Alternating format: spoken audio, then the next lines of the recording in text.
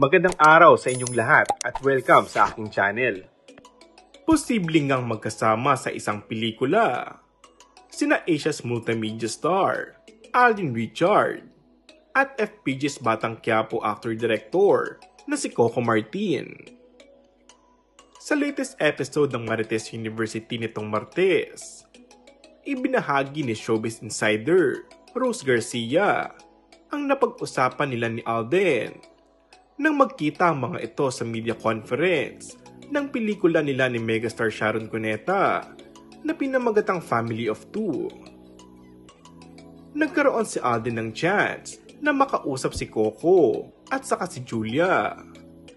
At ayun na nga, nai-reveal na ni Alden na baka sa susunod na Film Fest o MMFF mag-collab sila ni Coco.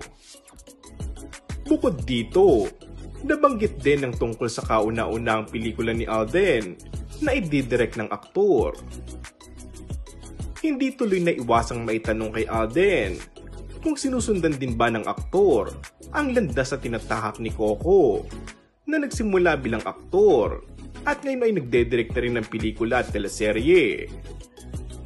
So parang tinanong nga siya, ano ba tong parang pattern din ba ni Coco Martin? Sabi niya, nako, alam naman natin Coco Martin yan.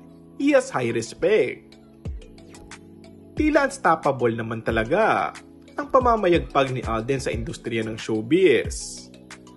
Sa katunayan, nakaabot na ng 72 million ang kinita ng kanyang latest na pelikula kung saan kasama niya si Julia Montes. And that's all for our today's video. Kung bago ka lang sa aking channel ay mag-subscribe at pindutin na rin ang notification bell. Maraming salamat!